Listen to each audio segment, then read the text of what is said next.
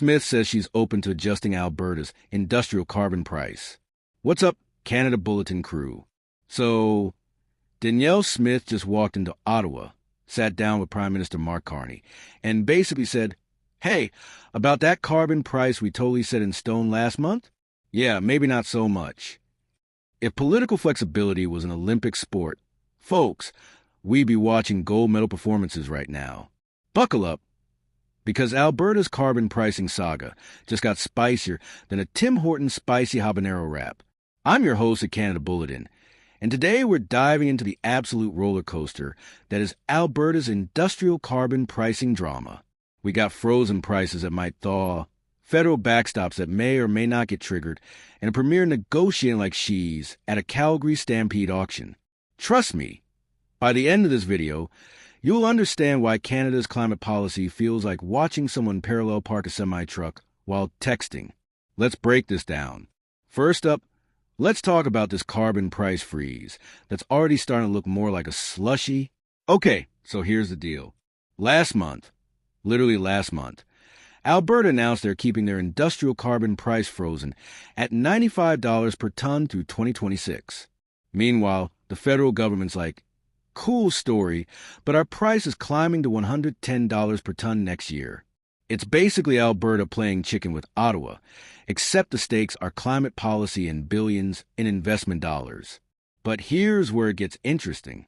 Smith rolls up to Ottawa on Tuesday, fresh off a Monday meeting with PM Carney, and suddenly that rock-solid $95 price tag? Open for discussion, she says. I mean, that's like announcing you're definitely ordering the steak, then immediately asking to see the vegetarian menu. The commitment is flexible, let's say. Now, Smith's defense is actually kind of reasonable on paper.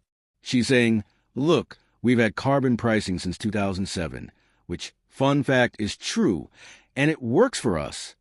Alberta wants to keep control at provincial level, which honestly sounds great until you remember that working for us might not mean working for planet. The province is basically trying to thread this impossible needle. Keep industry happy with lower costs, encourage green investment somehow, and avoid federal intervention. It's like trying to eat your cake, save it for later, and claim you're on a diet. Pick a lane, Alberta.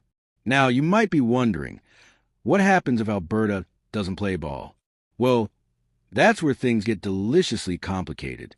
So here's the rule book.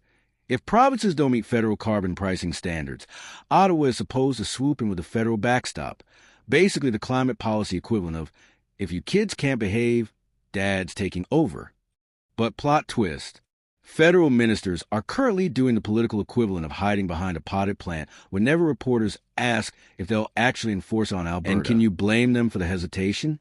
Saskatchewan already dropped their industrial carbon price completely earlier this year, like full scorched earth, $0 per ton, and Carney hasn't done anything about it. So now Alberta's watching like, wait, they got away with that? It's giving major, the teacher didn't notice you skip homework, energy. The thing is, Carney campaigned hard on industrial carbon pricing. He axed the consumer carbon tax on day one. Bye-bye. Paying at the pump, specifically because industrial pricing was supposed to be the grown-up, effective alternative. And the Canadian Climate Institute backs this up. Their study showed industrial pricing targets the country's biggest polluters and eliminates way more greenhouse gases than the consumer levy ever did. So we got this weird standoff where the federal government has rules it's not enforcing. Alberta is testing the boundaries like a teenager with a new driver's license, and everyone's just waiting to see who blinks first. Meanwhile, the climate's like, hey, remember me? But wait, there's more. Because Alberta didn't just freeze the price, they're also rewriting the whole playbook. Last month, Alberta proposed some pretty major changes to how their industrial carbon pricing actually works. First change, companies can now dodge provincial carbon fees by investing in their own emissions reduction projects instead. On the surface, sounds great. Hey, instead of paying the carbon tax, just cut your emissions yourself. Very entrepreneurial, very Alberta. Second change, smaller companies that don't hit the minimum emissions threshold can just opt out for 2025. Bye. See you never. It's like carbon pricing with a VIP exit door. Industry? Loved it. Absolutely thrilled. They're high-fiving in the boardrooms. But economists and climate experts? They're pulling their hair out. Dave Sawyer from the Canadian Climate Institute testified at the House of Commons Environment Committee Monday, so literally the day before Smith's Ottawa visit. And he did not hold back. He said these changes have created massive uncertainty in Alberta's cap-and-trade system. The carbon credit prices are potentially dropping to $65 per ton, if you're lucky. And according to him, the market's basically frozen. Traders are scared, investments are stalling, and the whole system's getting what he called an absolute chill. Here's why that matters. Canada's industrial carbon pricing works through cap-and-trade. Companies that emit less than their cap generate credits they can sell to companies that exceed their cap. But if those credits aren't worth much, if the price is too low, companies just buy cheap credits instead of investing in actually reducing emissions. It's like gym memberships. If they cost $5, nobody actually works out. They just keep paying and ordering pizza. The price needs to hurt enough to motivate change. So what's Smith's endgame here? Well, she's not just playing defense. She's got a whole shopping list. Smith isn't just in Ottawa to chat about carbon prices over coffee. She's there with demands. People, she wants another pipeline bill from Alberta to the BC coast. She wants the tanker ban lifted. She wants the EV sales mandate eliminated. She wants the oil and gas emissions cap scrapped.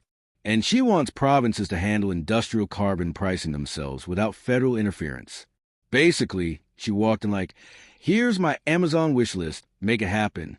And here's her leverage play, what she's calling a grand bargain. The deal would be, the Pathways Alliance carbon capture project moves forward, and Alberta gets a new oil pipeline to the West Coast. It's climate action meets oil expansion, which is either brilliant compromise or cognitive dissonance, depending on who you ask. The catch? This pipeline proposal doesn't have a private sector backer, doesn't have a suggested route, and basically exists as a concept more than an actual project right now. But Smith's optimistic.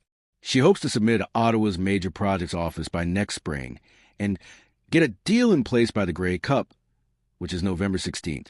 For those keeping score home, that's ambitious. That's like saying you'll have a 5-course meal ready, but you haven't bought groceries yet. But hey, shoot for the moon, right? All right, let's zoom out for a second. What does all this political theater actually mean for regular Canadians? Here's the reality check. Canada has climate commitments. We have emissions targets we're supposed to hit. And industrial